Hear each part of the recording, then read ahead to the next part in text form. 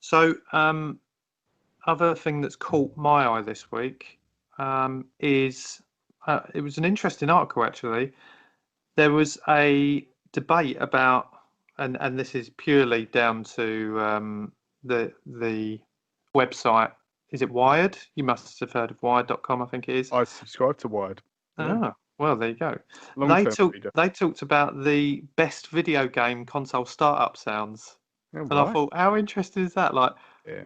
I've from having so many consoles and only playing FIFA. Shout out there to all the FIFA haters.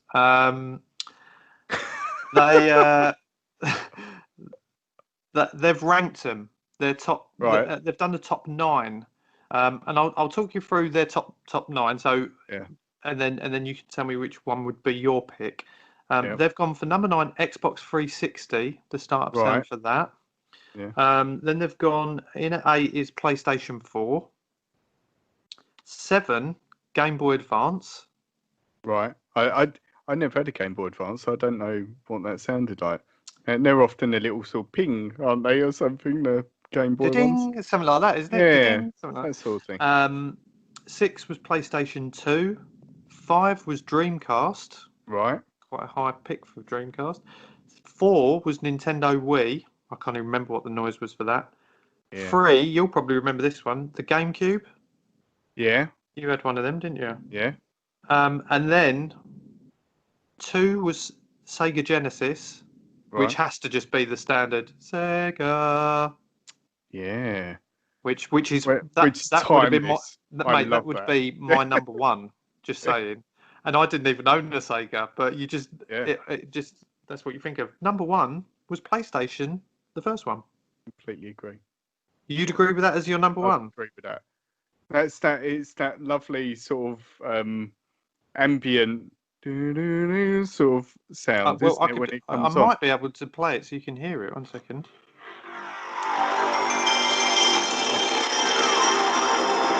Yeah, Love it. soundtrack to my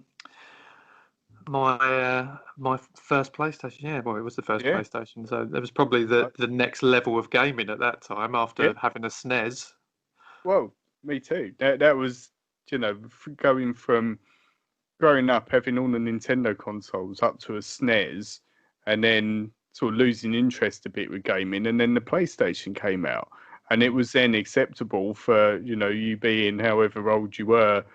I remember when it was marketed, it was sort of almost part of like clubbing and stuff like that, and they Mm, put PlayStations in nightclubs, in chill out rooms, all this sort of stuff, and it mm. was all right to then be slightly more grown up as I were at the time and Yeah. have a console.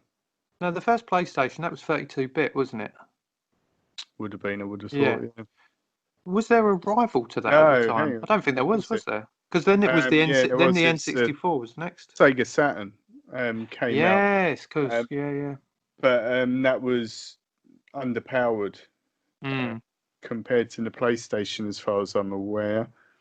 Um, I need to know whether it's 32-bit or not, just I'm to pretty sure it was because they used to always double up, didn't they? satisfy our. Oh, geek knowledge. Exactly. Oh, I don't know. I'm gonna have to. Unfortunately, I cannot confirm this because this is going to be in the case of reading through the entirety of Wikipedia article just to find this out. However, one interesting fact which reminded me seeing it on there is I remember when I was a big Nintendo fanboy when I had a SNES and absolutely loved it. One of the big articles at the time that came out on the news that came out was that basically Sony was going to work with Nintendo and do a CD-ROM add-on for the SNES. And it was like, I don't know if you remember the Mega CD, the Mega Drive sat on top of something and it played Yeah, CD games. So then yeah. like brought it was almost like a pathway between the two generations. But the two businesses fell out, basically, and it never happened. But that's why the PlayStation exists now, or Right. existed because Sony thought, well, we're not working with Nintendo. We can't get on with them. We'll just do our own thing. And that's why the PlayStation existed, really. Interesting. So, yeah. While you've been saying that, I have found out It was 32-bit. Just We'll saying. say 2-bit. All right, Yeah. well, you're better than me.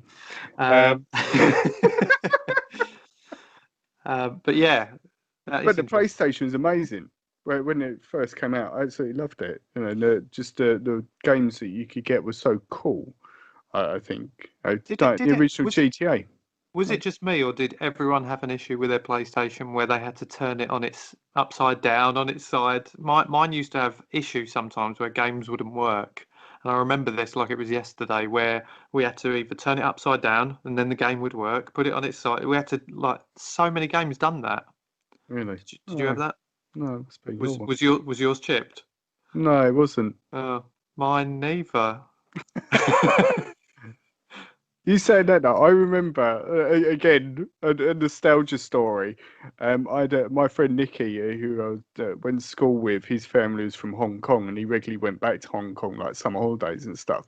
And I remember him coming back from Hong Kong with a PlayStation, like before it came out in the UK, Wow. and just seeing this thing and thinking, "Oh my God, look at that!" What is this? But to play certain games, it was, I don't think it was chipped, but it had this thing where he had to like, almost take the top off of it to play certain games. You like fiddled around with the lid and the spring and to do this funny thing. But yeah, it was incredible at the Imagine time, that. like That I seeing some of remember. those games. Yeah, Like, I remember looking inside because you could see the eye which read the discs. Do you yeah, remember? You could that's like it. see every bit of detail inside that. It was, Yeah, yeah.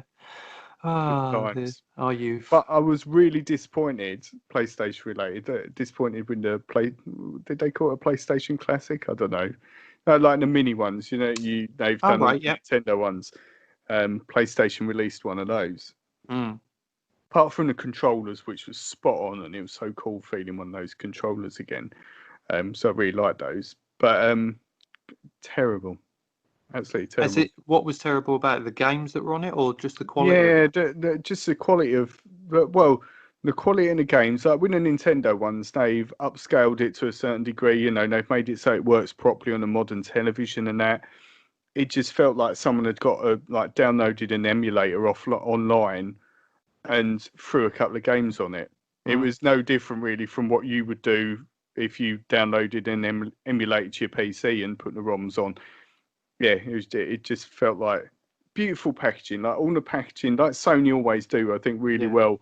Lovely packaging, the original design, all these like booklets and stuff. You think this is so cool, and then you boot it up and think, what is this? It's Mm. terrible. It felt like they didn't even try Mm. with it. And some games haven't aged very well, I think, from that era. But yeah, it's one of those things, isn't it?